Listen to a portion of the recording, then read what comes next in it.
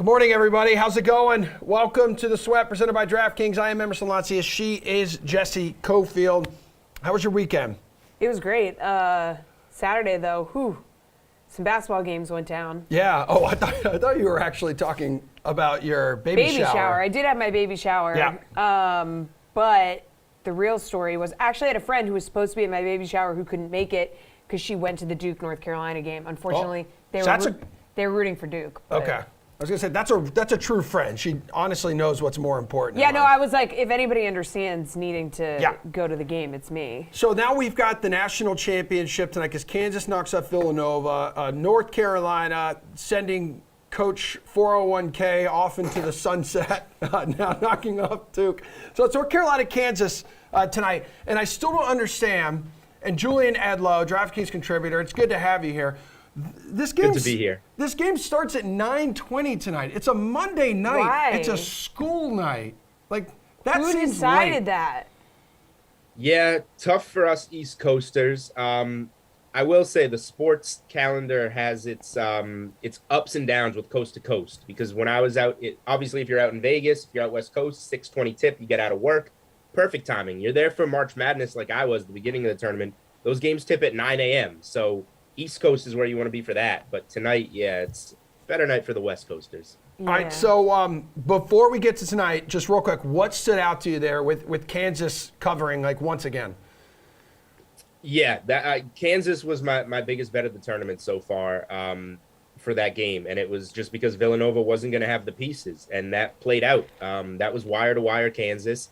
Villanova made a quick little run in the second half, a threat to cut it to 8, 7, 6, whatever it was, and make a game of it. But in the end, the depth was an issue. Villanova doesn't have the pieces without Justin Moore. They have 5 players, and you can't play a Final Four game against Kansas with 5 players. Kansas had the depth, and their stars led them. Agbaji, McCormick.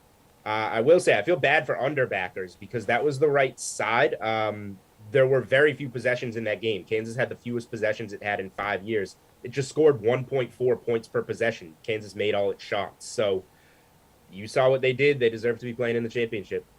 All right, let's talk about the North Carolina-Duke game. North Carolina finishing off Duke.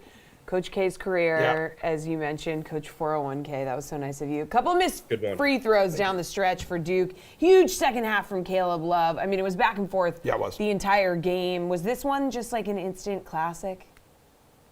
It was absolutely an instant classic. That's one of the best Final Four games in a while. You say that last year we had UCLA Gonzaga that's right up there with it. But just overall, one of the better Final Four games, regardless of narratives in a while. And then you throw in that it was UNC Duke, first tournament meeting in the Final Four, Coach K's last game.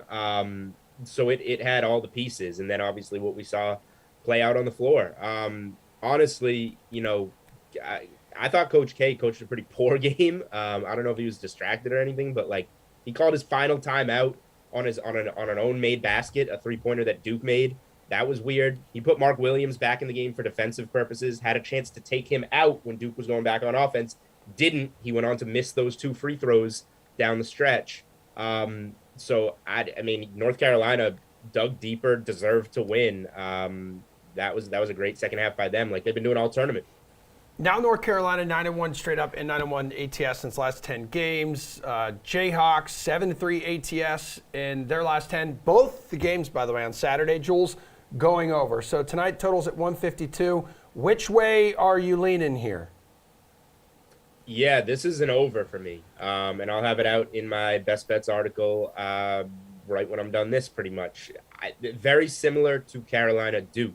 In terms of pace, talent, scoring, this should be more of an NBA-paced game. Villanova had to do everything. Even if it was healthy, Villanova would have slowed that game down. So down their second-best scorer and down a guy that plays 35 minutes a game, they had to try and slow Kansas.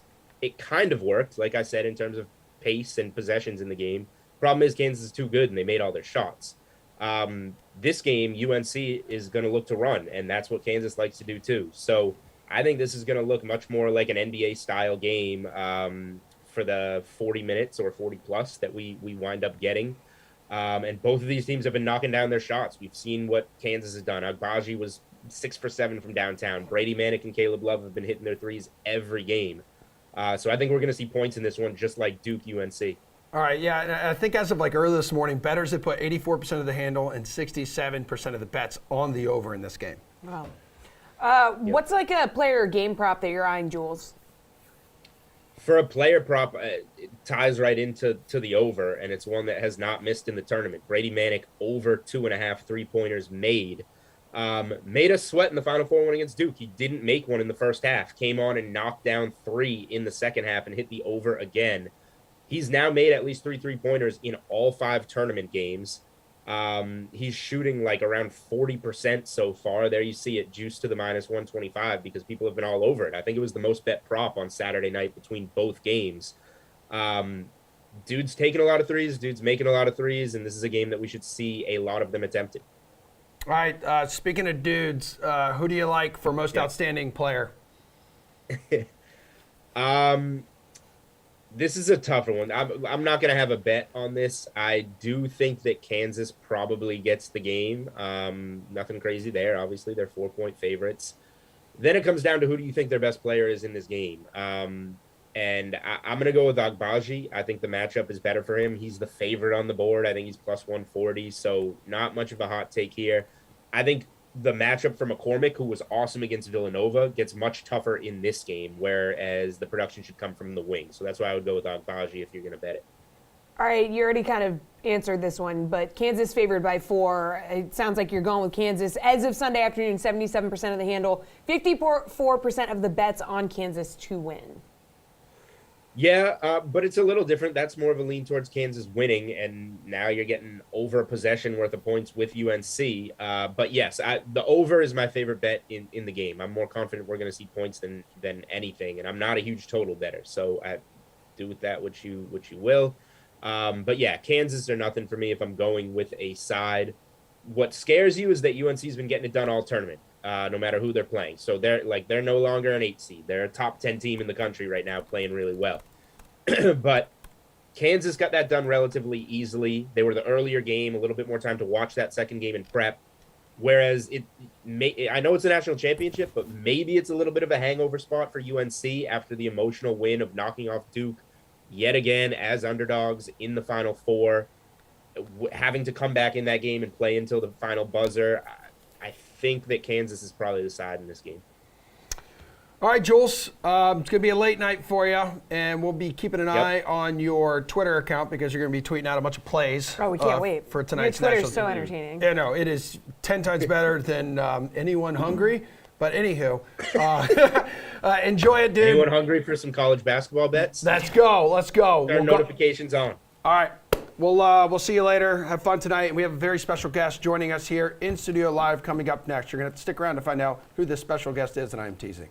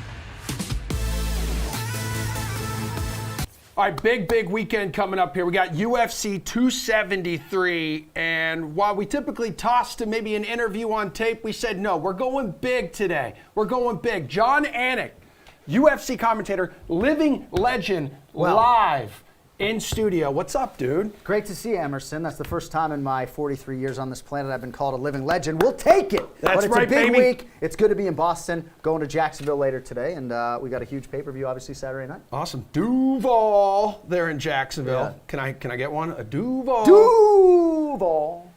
Excellent. Is that right? All right, let's talk about this fight here. All the good ones. So we got almost a decade since Korean Zombie, right? Fought plus 525, fought for the featherweight title. That was an epic battle, almost like a decade ago against Dustin Poirier, right?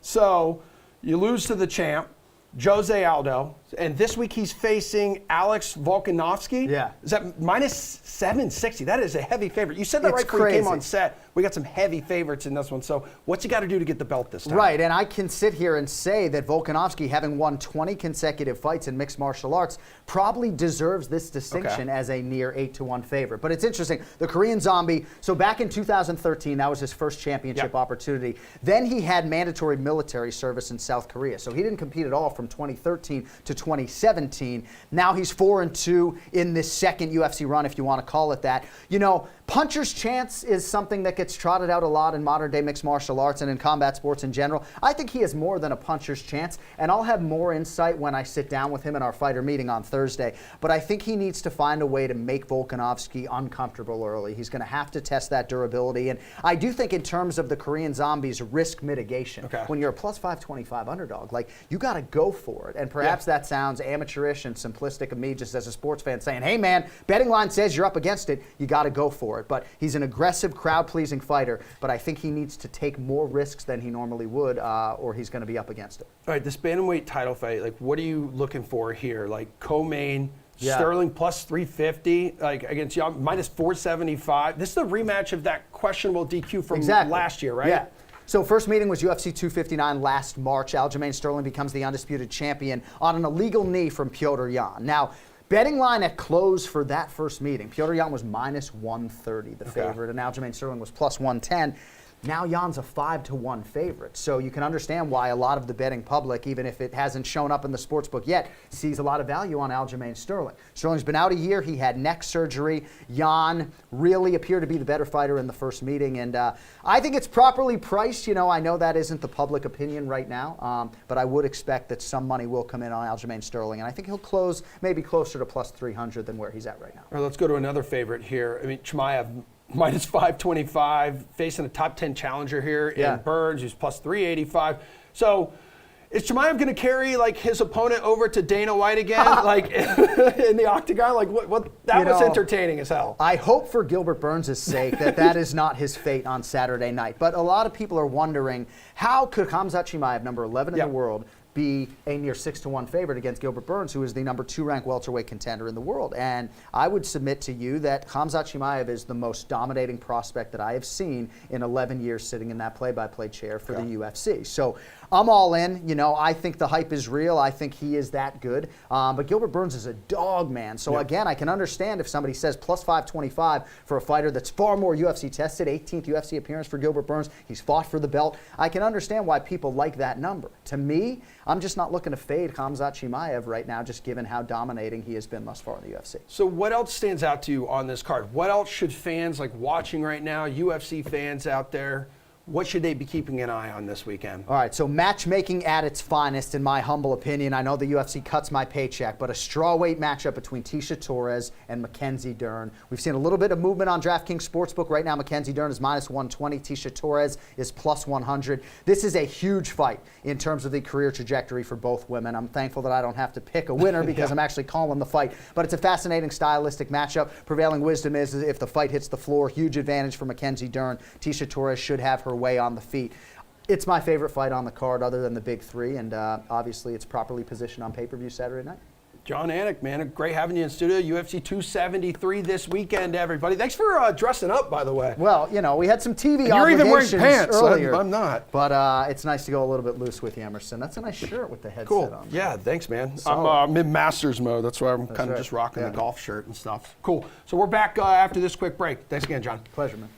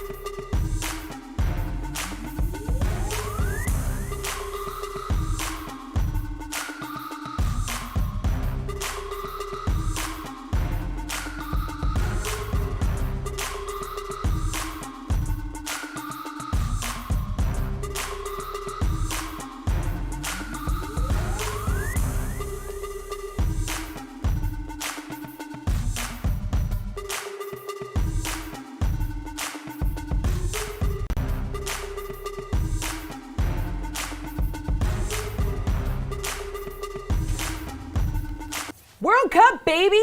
That is football. Yes, that is. And what? This is the 2022 World Cup. right, but this is like the first time the men's team Has been there, I think, since 2014. It's been a hot second. And speaking of hot, I mean, I think it's in Qatar. Qatar. Okay, It I wasn't is. quite sure the pronunciation of that. Now, don't they typically do this like in the summer, but it's like too crazy hot there? Is that why they're doing it this time of year? Yeah. I should ask DK Nation's Chinmay Vaidya. Yeah. Is that why they moved it? Because it's so hot? Like, isn't this typically in the summer, or am I missing something? No, you'd be correct in that assumption. It is typically a summer event, but because of the weather conditions, they have moved this event to the November window. Okay. So it's going to interfere with the domestic leagues a little bit, but it's a World Cup, so everyone will ultimately adjust for the headliner event. Yeah, it would be like in the hundreds if they did it in the summer. Oh, So man. that wouldn't be great. But Chinmay, you're here. We're gonna break down the World Cup draw. So let's start with Group B: USA and England. England heavily favored at -300. USA at +700. Can the U.S. win the group? We were just talking about how this is their first time in the show in a while here. Yeah. So USA to win the group is at +700, and I get the excitement around this American team. There's a lot of young talent that has been playing overseas in some high-profile domestic leagues, and we saw in World Cup qualifying some of the peripheral talent like Walker Zimmerman, a Ricardo Pepi, a Brendan Aronson coming into the fold to support these guys like Christian Pulisic, Tyler Adams, Weston McKennie, and Serginho Dest. So I understand the hype around this men's team. To win the group, though, might be a little bit challenging. It might be a little too much pressure for this young team. However, USA to advance out of the group is +150. So that's still plus money for those who still want to back USA in this competition. At +150 to advance out of the group, I like the Americans to get that done if they don't win the group. Who do you think got the toughest draw?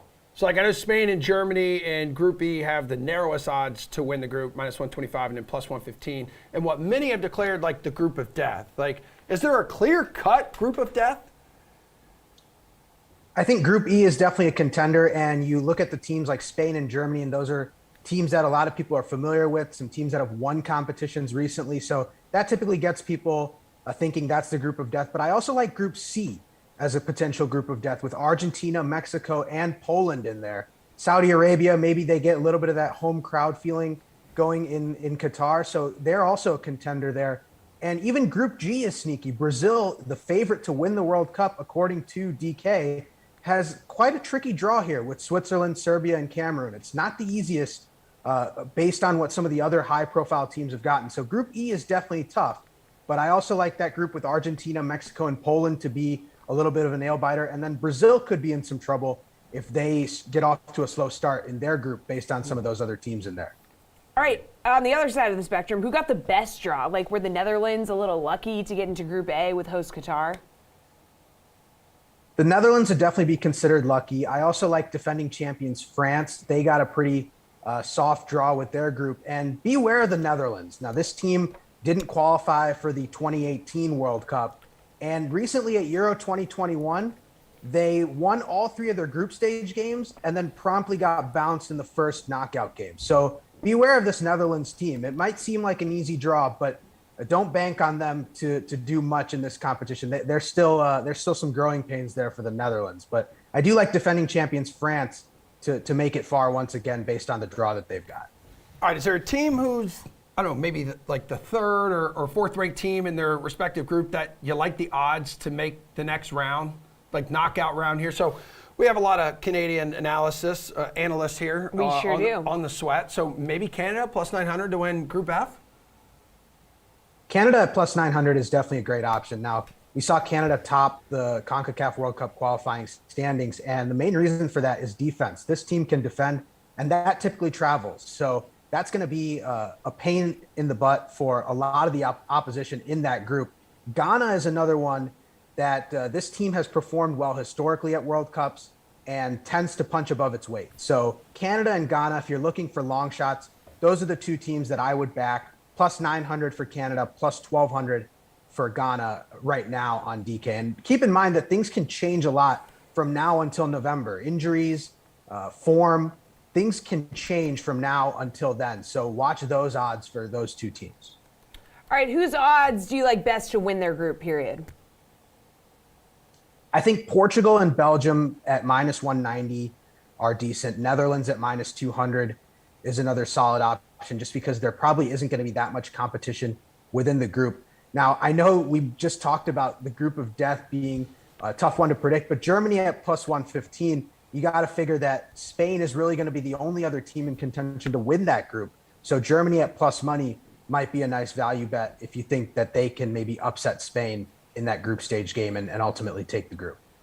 All right, did someone's draw line up just right? And kind of you're looking at their odds to win it all? You kind of mentioned like Brazil has opened as the favorite plus 450 with like England and France at plus 600. So I like England and France plus 600 each. If you look at the potential paths, based on you think that they're both going to win the group, they would meet in the quarterfinal round. And one of those teams would be then in a default semifinal, which is, again, we're talking way far in advance here, but at plus 600, and you're talking about them already likely being in a semifinal spot, that's a great spot to bet. So England and France probably have the best path at the moment. And again, like we said, things can change from now until November. It's a long time, but those two teams definitely have a good path right now and are potentially going to meet in a quarterfinal game. All right, that's going to do it, Chinmay. Thank you so much for joining us. You're the man, dude. We'll talk to you more as these games play out and we see who makes it out of their groupings. Yeah, we got a little while, you know. It's gonna be awesome because like this happens, Chinmay, right around like Thanksgiving, November. So we're gonna have December. World Cup. We're gonna have like NFL football. We're gonna have football and football while we're feasting, dude. It's gonna be awesome. It's going to be great. I'm very excited for it, and it's going to be a jam-packed November. So be ready for that. Oh, we will be ready. Oh, Can't wait for all the storylines leading up to here. it. You're gonna be a mom come November. That's horrifying. It is. We're talking hockey next. Stay tuned.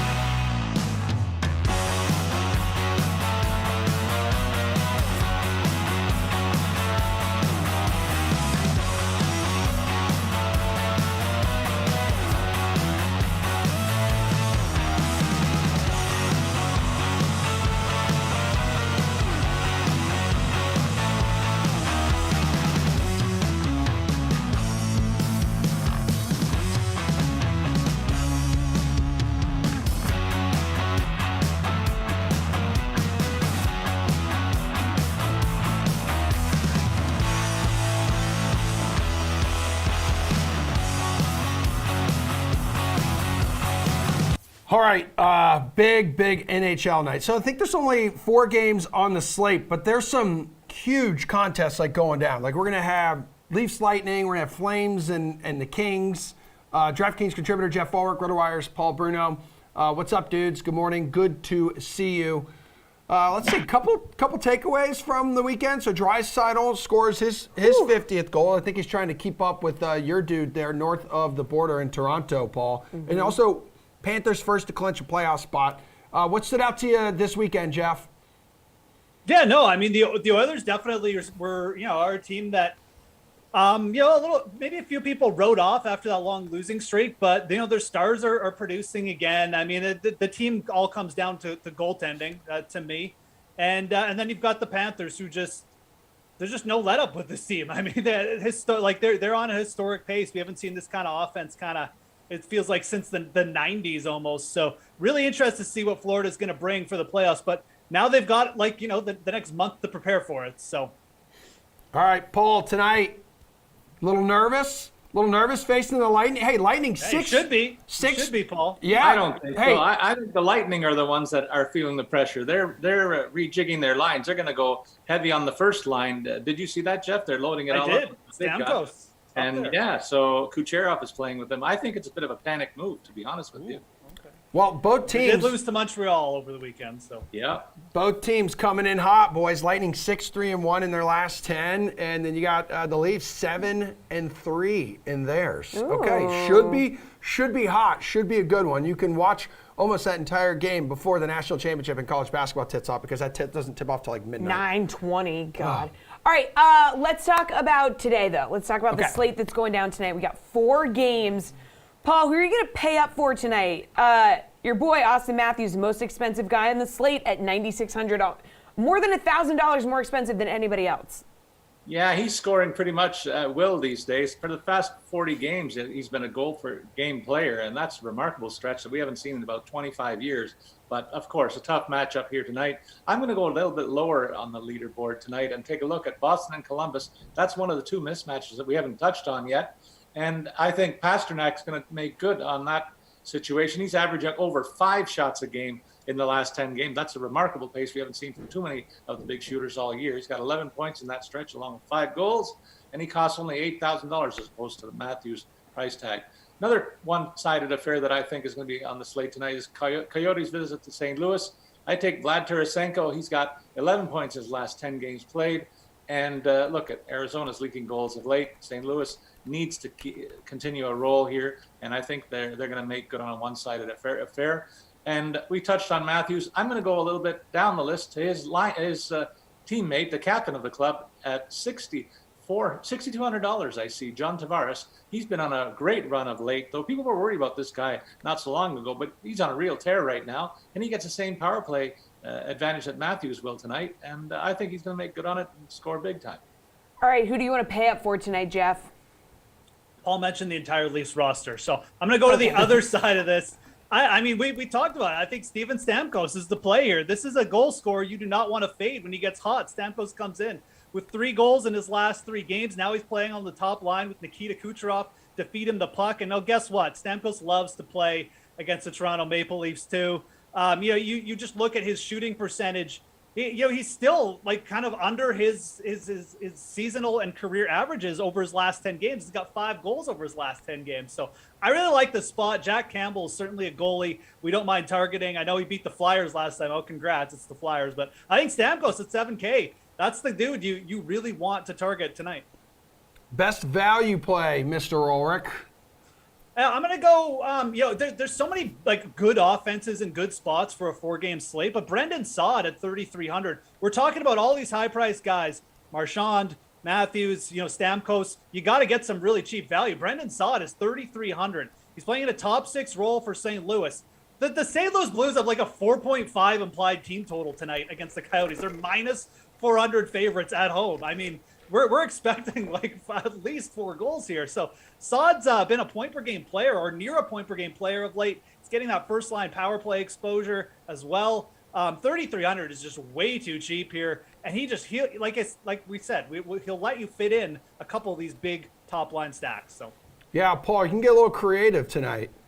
Yeah, I love the call on Brendan Saad. He was one of the guys I was going to highlight, but there's a pair of Bruins that make a lot of sense too in the other lopsided matchup that I see. They're playing the second of consecutive games against Columbus, and they won the first one. So I think they're going to double down there. And 2 guys that should take advantage are Eric Haula in a good position here as the second line center for the Bruins between two very hot shooters in Pasternak and Hall. He's got 10 points in his last 10 games played and should pad those stats against his Columbus club, costing only $3,800 tonight. That's a good opportunity. A great opportunity comes Jake DeBrusk's way. He's only $3,600, despite the fact that he gets to play with the big boys, Bergeron and Marchand, on their top line. He comes in on a nice streak with 7 points in his last 10 games, only $3,600. And then finally, Ryan O'Reilly, the center on the top line in St. Louis. I mean, Jeff's right. This is going to be a one-sided affair. And why wouldn't you go for the top line guy in the Blues when they're scoring a lot? He only costs $4,500, and he's a bit of a slump of late, though. I'll say 6 points and 21 shots on goal. He's going to burst from those numbers tonight and in a lopsided affair at Arizona's expense. All right, Paul, which goal total is going over? They're all sitting at 6.5, except for that Flames-Kings game, which is sitting at 6. Jesse, I think the total line of 6 is low for the Coyotes' visit to St. Louis. I already touched on the fact that the Blues are scoring a lot more of late, but Coyotes are leaking shots on goal. They're the worst in terms of giving up shots on goal. 35.5 is their average all season long. I think the Blues take advantage of that, but Arizona's got some scorers too, and I don't like the way the Blues goaltending is, so that's why I'm saying go over here. And then Boston and Columbus, they're meeting on this back half home set. They combined for 7 goals in their first meeting. I think they go at least that high in the rematch. All right, Jeff, what do you think? Yeah, I mean, like 3 games with 6.5 goal totals, and I'll be dead honest. I mean, I'm not sure if I want to take an under in any of them. I'll lean to the Boston Bruins and the Columbus Blue Jackets as well as kind of my favorite pick. It's at -110, so we're basically just, getting even odds to go either way. But, I mean, do you really want to fade the Columbus Blue Jackets, offensively or defensively? I mean, they still have Patrick Laine to grab us some goals. Jeremy Swayman has been a little bit looser of late in net for the Bruins as well. And look, I mean, I don't need to talk about the Bruins offense. Like, Pasternak had 7 shots on goal against the Blue Jackets in the last outing. If he gets 7 shots on goal, he could score 3 times tonight and just take the over for him, for the Bruins alone here. So I think that game probably has the most appeal to me. But, Toronto and the Lightning, Toronto's gone 7-1 to the over in their last 8 road games. Like, I don't mind the over there either. So I'd probably, rank those two just ahead of the Arizona Coyotes, the Coyotes Blues game, for the simple fact I don't want to trust the Coyotes to get me an over because they could easily get shut out. So lots of over appeal tonight on the board. Oh, well, Jeff, I mean, the Coyotes can get the most plus money on them tonight. Puck line or money line you like between these 4 games? I do not. Yeah, my favorite money line, I'm going straight against Paul tonight. I'm going to take him head on. I think the Lightning at -135 are super undervalued here. We've talked about this team. They're 4-1 in their last 5 games, but they haven't lost multiple games in a row at home since basically the first 3 games of the year. They're coming off that loss to Montreal, but I just don't trust Jack Campbell against a good team. I mean, I know he's back and he grabbed a 6-3 win against Philly, but it really does come down to goaltending. I think the Leafs could score 3 or 4 times, but I think the Lightning could score 5 or 6 times, and that's kind of how I see this game going. And I think just when you look at the odds at -135 for the Lightning at home, this team is just too good against almost anyone, and especially against the Leafs right now. I just don't think that they're quite there to be at this line. So I like Tampa Bay at -135. All right, Paul, what do you think? AJ just texted me and he said the same thing. So you know what happens when 2 guys go against me on this show. Am I not undefeated all year long? Emerson, tell the truth. Well, it's true. Come on. I say, look at the other games. Take the Bees -1.5 on the puck line and at even money. I don't think this one will be a close game, so the Bruins are a safe bet there. And then a statement game. We haven't touched on the Calgary Kings game too much, but I'll go there with my comment to say that this is a statement game for Calgary to say, we're number 1, you're number 2, we're going to show you how. And so I take the visitors -1.5 for that +150 payout tonight. All right, good stuff, you two. Excellent work.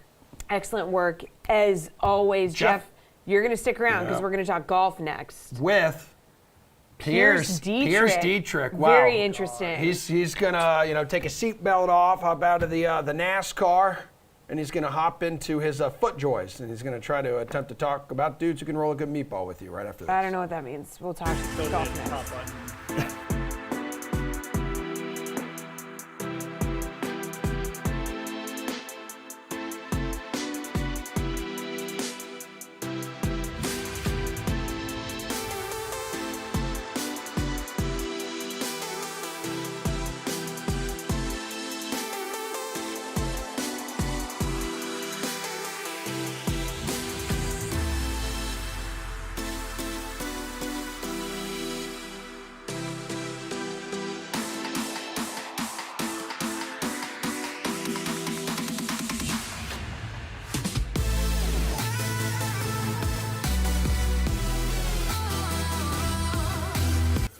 It's Masters Week. This is. Wait, what? I'm just excited Did for you you. make it just while making a noise? Yeah. I love it because Like I a feel the trumpet? exact same way. That is Yeah. the exact noise that I made this morning when I woke up, knowing it was Monday of Masters Week, and knowing that Tiger Woods yesterday said he's going to be a game time decision. He was there playing yesterday, another round. He was looking absolutely fantastic right now. So if you want to roster him, there's a couple milli makers on DraftKings. You want to roster him, he's going to be $8,500.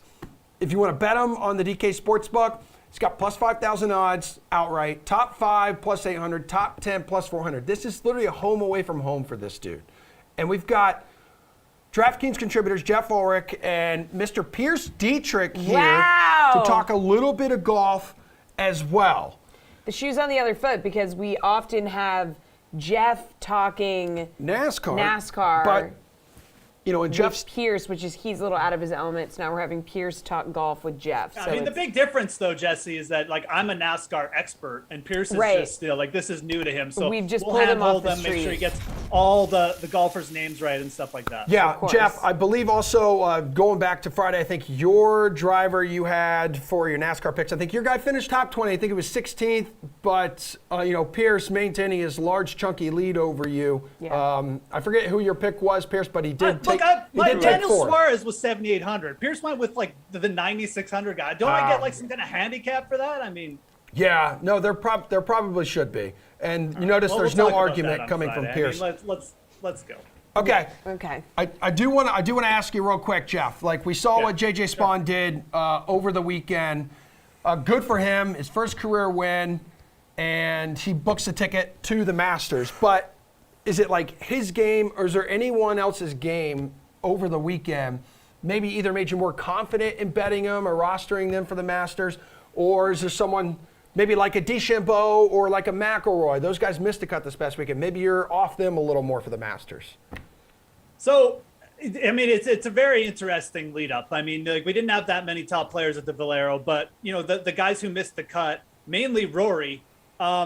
If you were into Rory big time and you just liked his body of work coming in, that's a great scenario because his odds aren't getting smaller; they're getting bigger now. So, I mean, you can point to 2 rounds and be like, "Well, he stunk for 2 rounds." It's just 2 rounds. I mean, Rory McIlroy was playing pretty solid golf the last 6 months. He's got a win. His around the green game has been good. So, I think it's actually a good scenario if you were already into Rory. You really shouldn't worry about 2 rounds of golf. It's not a big deal. But the players who did play well and who are potentially gaining a little bit of steam. And needed that steam because they maybe hadn't looked so good. Tony Finau is definitely up there. He's a top 25.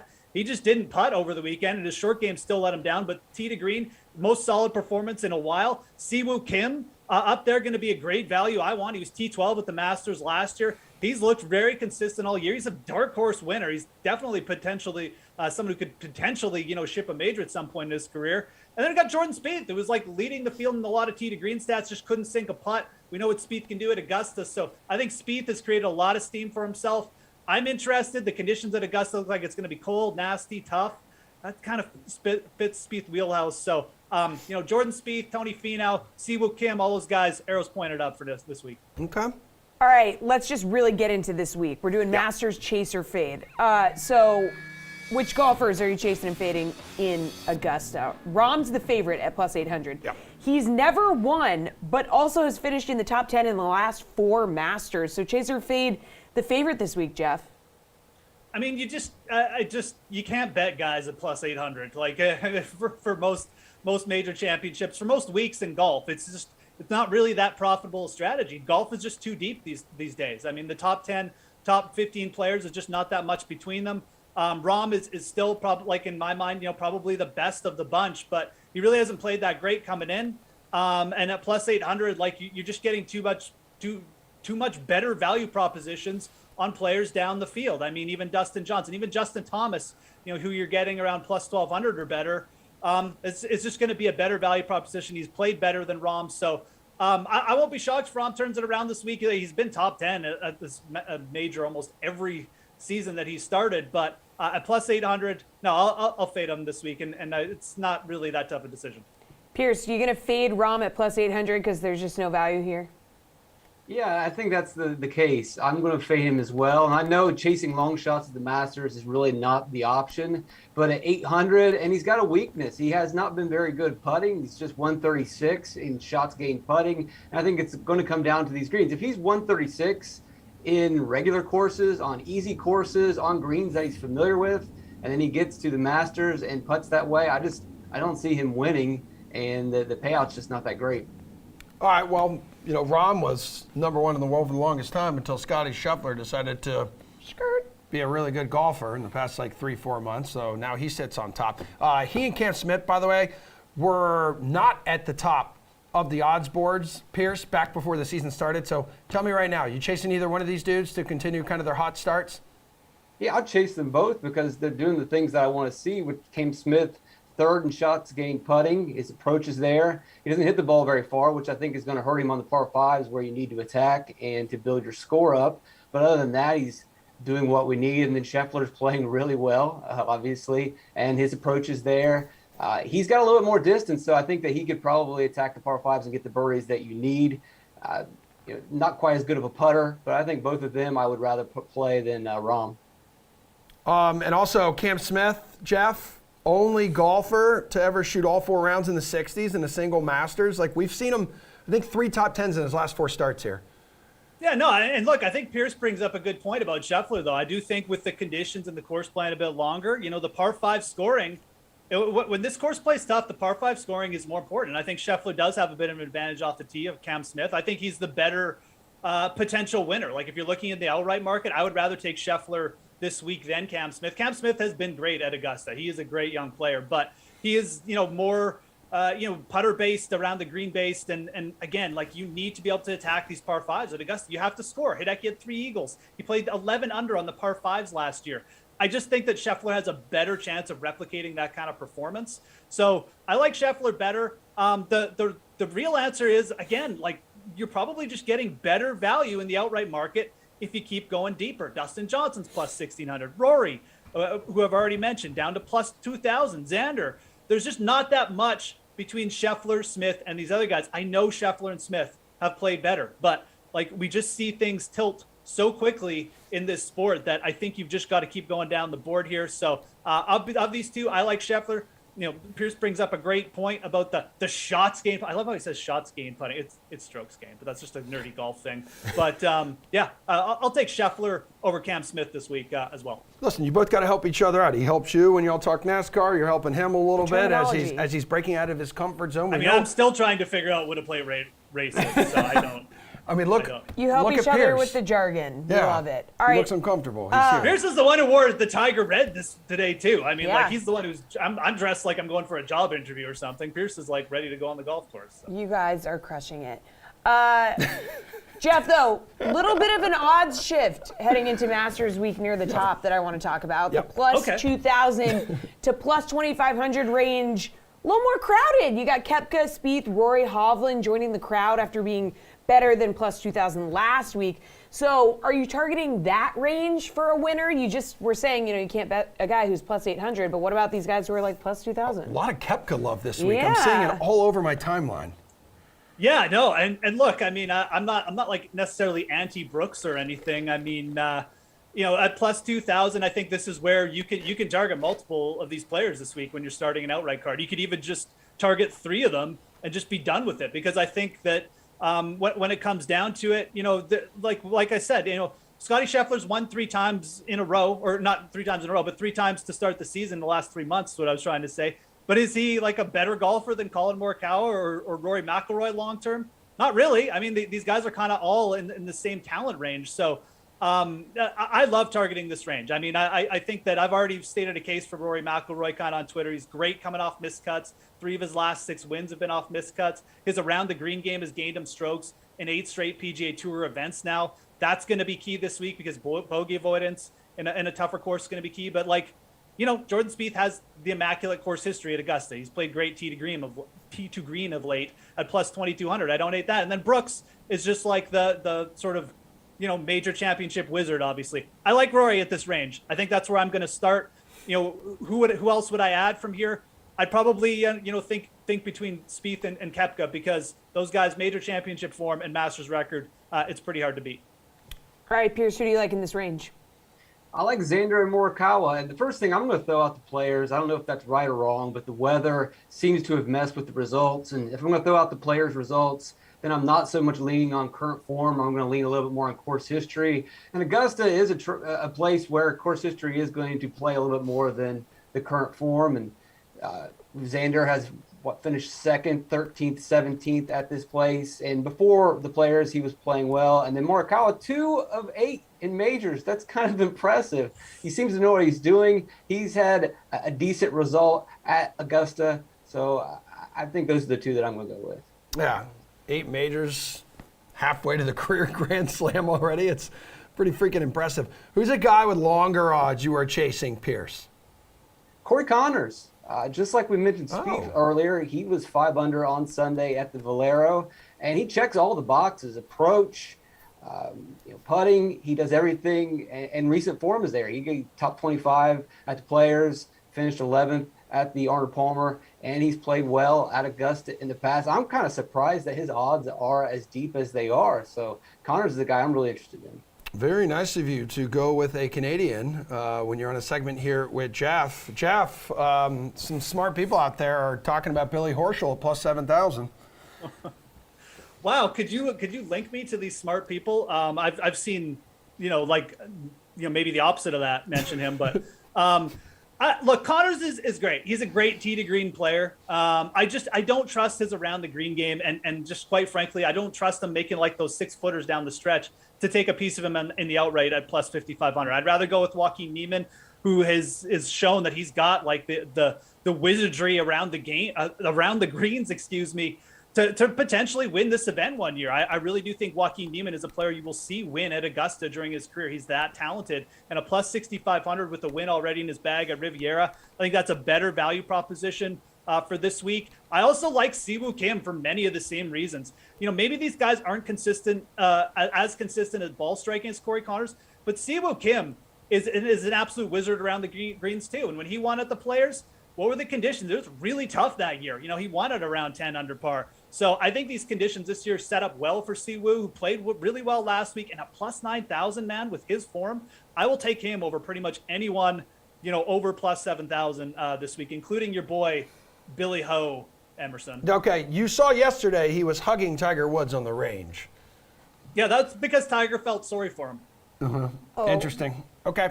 All right, big selection on the DK Sportsbook this week. So what other sorts of bets are you looking at? Jeff, Louis to break the course record is plus 5,000. Yeah. I mean, if that happens, it'll be a great thing. But no, I'm not necessarily going to bet on Louis. I think that the more interesting proposition necessarily might be these missed cut parlays, Yeah. and something you can put together here. I mean, we've got some players coming in. Tiger Woods at minus 115 to miss the cut. Bryson DeChambeau minus 180 to miss the cut. You can parlay a few of these guys here to maybe miss the cut and make yourself like a nice sort of plus money parlay. Sorry, Bryson is plus 135 to miss the cut. So I like parlaying these missed cuts with some of the top players. Maybe start with Bryson at plus 135. Maybe throw in like I don't know, maybe like a Tony Finau, Reed's favorite at plus 180. I'm just going to target all the players that Reed likes, but I like the miscut parlays because you're getting really good odds on some of these top players. Not everyone's coming in with good form. We're going to get a little bit of wonky weather, so watch the news, the weather forecast, because Friday afternoon could be a lot windier than Friday morning, and those top players that are playing Friday afternoon, you're going to want to maybe look for some really good plus money odds for them to miss the cut, especially if they haven't been great to start the year. So I don't have a specific bet, but watch these missed cut parlays. Friday afternoon players, they're going to be high on my list. And Billy Ho Emerson to miss the cut is plus 225. Yeah. I just want to throw that out. You there were for just giving Tony Finau like some love like 5 minutes ago too. Well, Okay? if he's in Make the up your Friday mind. PM wave, I will take that back and I may put him in a missed cut parlay, but we'll see. We'll see You're how it breaks down. embarrassing yourself. Pierce, Stop. what do you think? You got your eye on the weather too? Not really, but I do have my eye on some specific bets at least, and I'll give you some long shots. How about Sung Jae Im at 7,500? I know he's playing terrible lately. That's why you're getting these odds, but he did finish second in the Fall Masters. He missed the cut last year, but hey, those are pretty good odds. And the one that I really like is any player to shoot a 59 or under. I know it's pretty preposterous, and 59 or lower is pretty crazy, but it's plus 10,000. And it's a bet that's going to be live all weekend. It gives you something to root for Thursday, Friday, Saturday, or Sunday. And you're also, it's like you win 3 times. Not only do you win the bet, but you get to watch something that's incredibly exciting. You get to watch perfection, one of the greatest rounds of golf ever. And again, it's a bet that's, some of these bets you make, you're dead Thursday afternoon, you're dead Friday, but you place this bet and you've got something to root for and party and have fun with all weekend.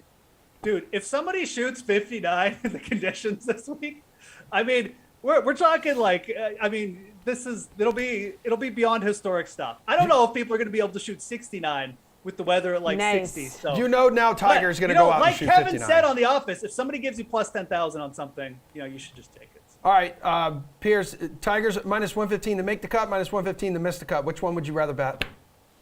Make the cut. He's not going to show up if he can't make the cut. Agreed. Jeff, you agree with that? No, I don't. Miss the cut. Okay, love it. Yeah, spicy. Pierce, you did awesome. Honestly, I listened to you more than I listened to Jeff in that last segment. It was really, really rock solid stuff. And Jeff, I believe you're going to join Glash tonight on the slate, 5 o'clock. You'll talk more Masters and who knows whatever the hell else you'll talk. But I'm sure it'll be some